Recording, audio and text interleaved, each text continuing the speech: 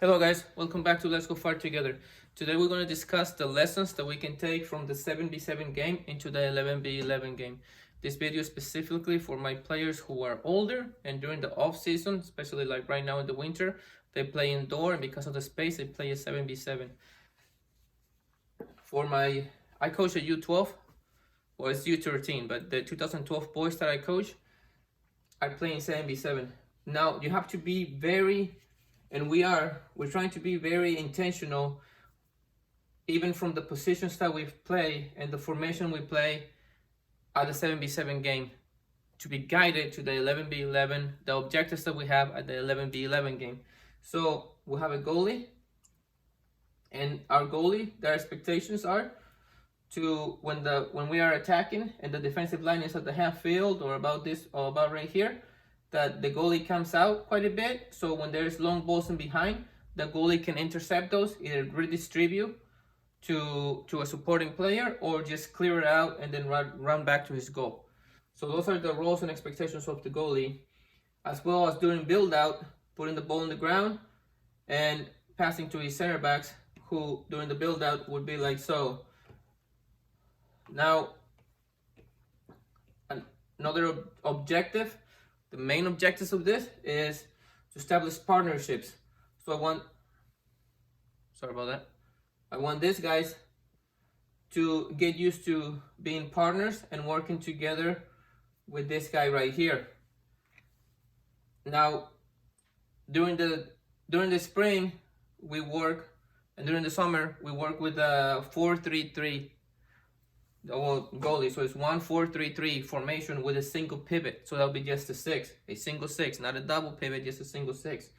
And what I want and need my players to learn is to have the understanding that without the ball, this guy gets compact and covers the space on zone 14, or if we are getting overrun and there's a lot of people in the box, then he gets into the box like another center back, while these guys occupy the space, rotating. So if we get an attack on this side, then the number 7 occupies my left-sided midfielder occupies this space.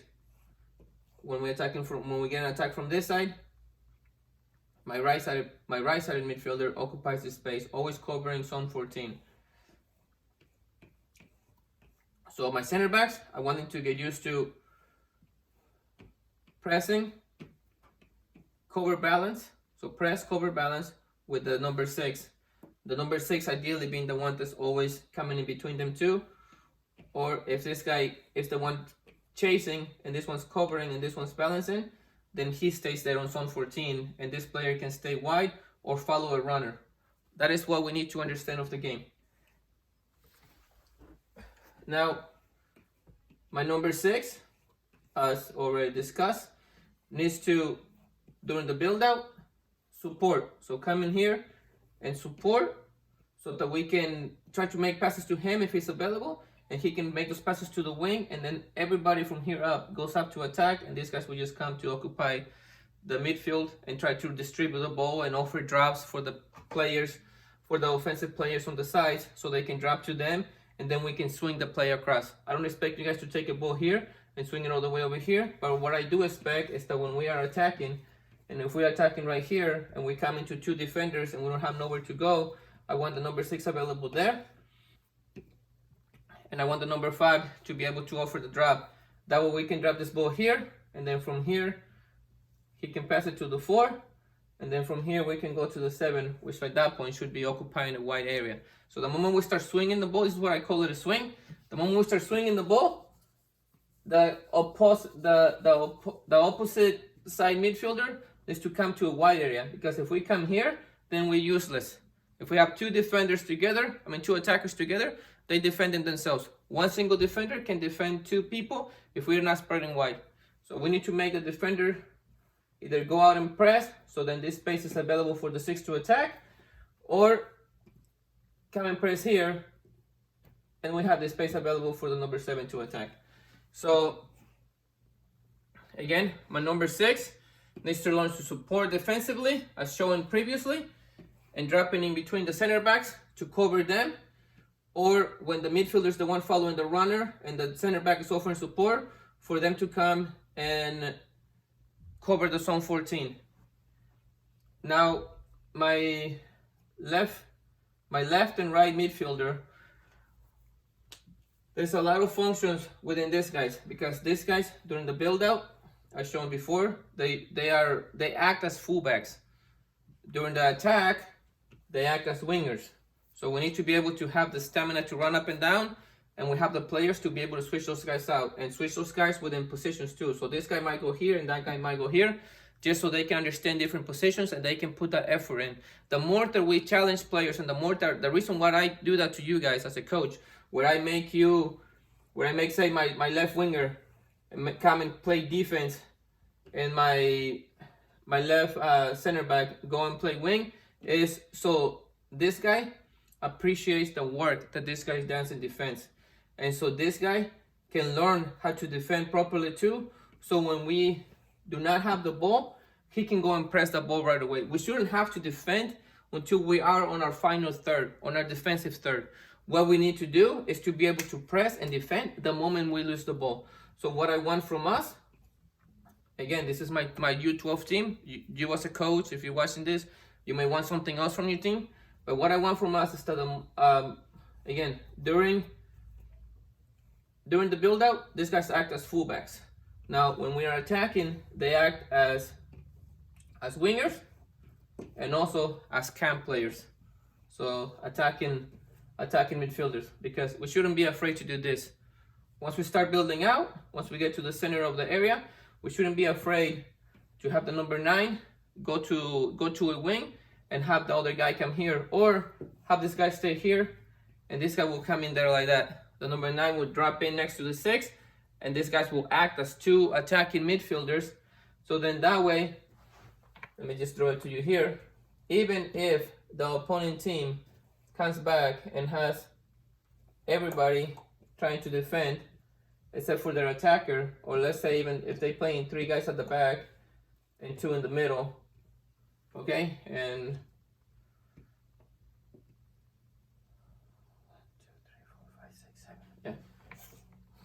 3 guys at the back, 2 in the middle, and 1 striker. Even if they playing like this, we have the opportunity to be able to, we can let this guy 1v1, and we can go like this. So we have the spaces available. Or if this guy doesn't come back and we stay like this, then we have a 2v1 here that we should be able to take advantage by having these guys wide and being able to make passes into this area for those guys to run into. I don't need to get any one of this. I'm sorry about that. But that is what I'm looking for. I'm looking for my number 7 and my number 11 to be able to work as center attacking midfielders or cams, or stay wide and my striker comes into this area. Or if they stay in back like this and they play in a flat 4, then these guys come like this. Force them to come back. Make them defend us. That is what I want. So remember, you guys acting as the wide midfielders are acting as fullbacks during the build-up. They're acting as attacking midfielders sometimes during the rolls, and especially once we are under pressure, as shown before, when the other team is attacking us, then they work as a double pivot right here. 2 DMs or 2 attacking midfielders simply defending, because we all have to defend. The moment we don't have the ball, everybody's defending. That is how we work as a team. If this guy's not running, pressing the ball up here, making the opposition make mistakes, I have no, I have no problem with taking him out and putting in somewhere else. Even if it's a guy that's more defensive minded, I have no problem doing that, because at least this guy's going to give me the effort and try to win the ball back. Okay? We are coaching at a young level, at least me personally. I'm coaching young players, so at this age, no one should be indispensable, and no one, unless you're coaching Messi or the new Messi or something like that, then I understand you giving certain preference to a player. But even then, at least on my personal view, I'd rather see this player out if he's not making the effort and play a defensive guy up there. I'd rather do that than have a player telling me that he's not going to run and he's not going to defend when we don't have the ball.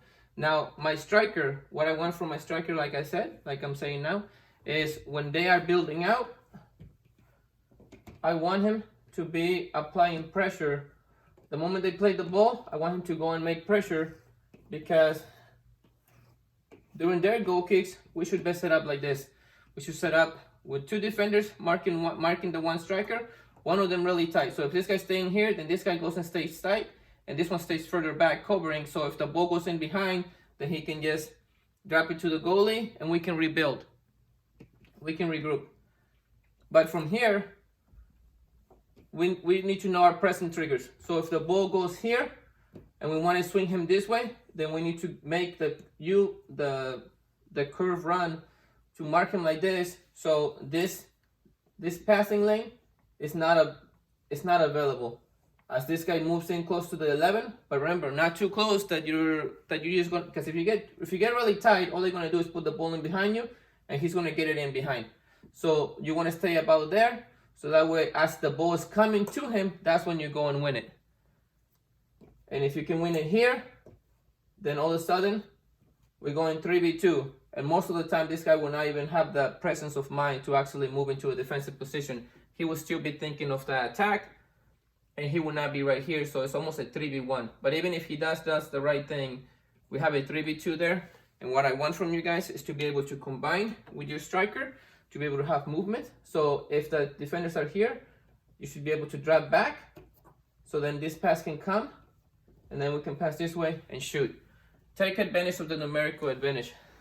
The moment we have a numerical advantage, we need to capitalize on it, and we need to be able to execute. Because what this transitions into is when we actually do have our players and we play in 11v11 in the spring, you bring our two midfielders and our two fullbacks, and that is what we look like. So those are my reasons, and my reasons behind the formation that we play, the 1-2-3-1. And those are the specific roles and specific lessons that I need you guys to be taking from this game to be able to transition and apply at the 11v11 game. I don't want any player to not know what they're doing. If you're watching this, you know what you're doing. And I would understand if you execute wrong. I would understand you trying to take a one-on-one here or not seeing the pass.